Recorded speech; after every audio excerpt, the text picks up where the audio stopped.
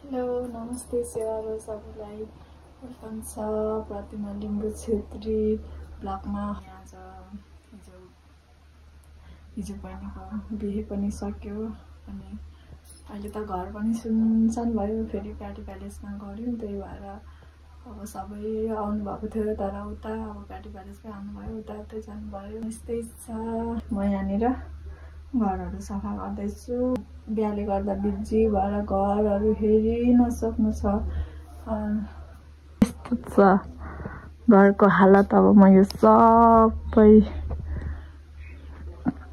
अब यसलाई साफ गर्छु। मम्मीको कोठा चाहिँ मैले सफा गरिसकेँ, उता बहिनीको कोठा पनि सफा गर्दैछु अनि यता बिच कोठा पनि यहाँ सफा गर्दैछु। यहाँ सामानहरू यस्तो छ। यता बहिनीको कोठा चाहिँ बेडहरू चाहिँ मिलाएँ, यहाँ कपडाहरू त्यत्तिकै। नानी पनि बाहिर हुँदो रहेछ किन दाल मोमोहरू पकाएँ अनि दिवस तरकारीहरू पनि दिनुहुँदैछ अनि म यहाँ रुम सफा गर्दैछु।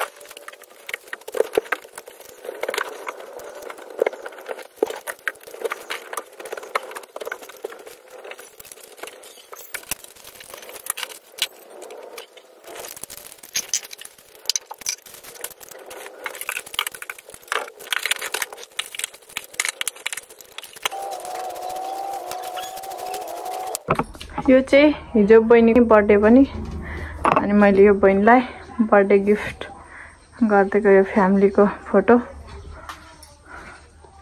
अब ऊ आएपछि उसलाई दिइहाल्ने।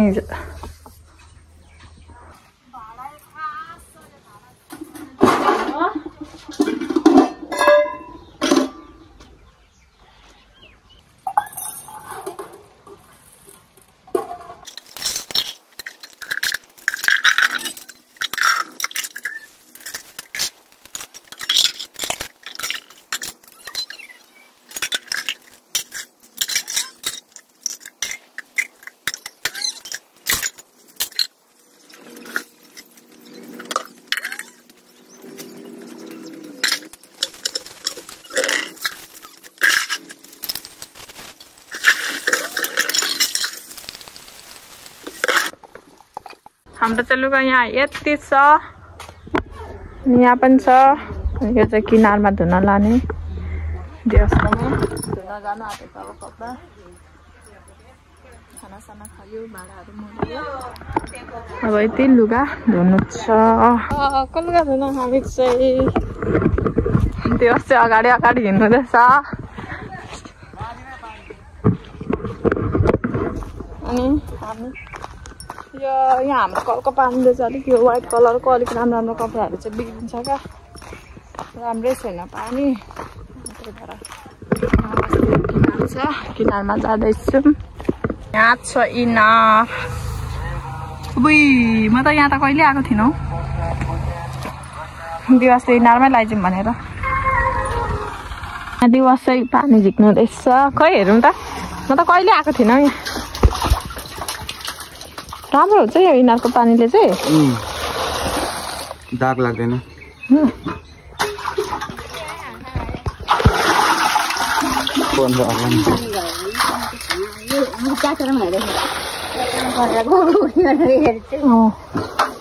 अनि यहाँ लुगा धुने मान्छे त कम्ता भयौँ न त अनि खोइ हेरौँ त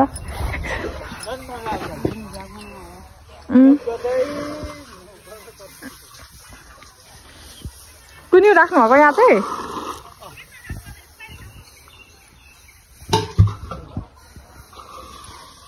हाम्रो घरमा अझै छ नि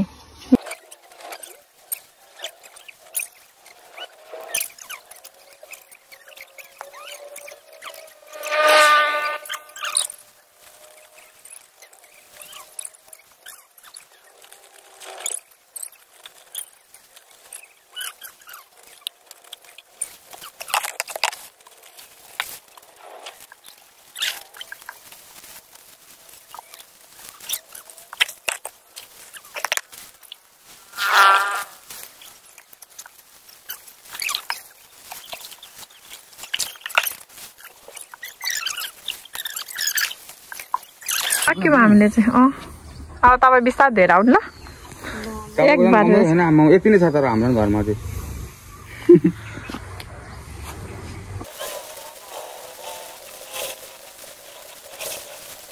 अहिले चाहिँ लुगाहरू धोइसक्यौँ बिहानदेखि सरसफाइ अनि तपाईँले खानासाना खायौँ अनि भाँडाहरू माझेर अनि लुगाहरू धुयौँ दिवसले हेल्प गर्नुभयो उहाँको आजसम्म छुट्टी छ अनि त्यही भएर भोलिदेखि त ड्युटी जानुहुन्छ बहिनी पनि छैन घर शून्य छ यस्तै छ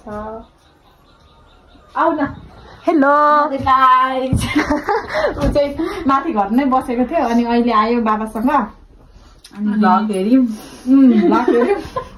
अलिअलि रुयौँ पनि गर्दाखेरि रुक गर्दाखेरि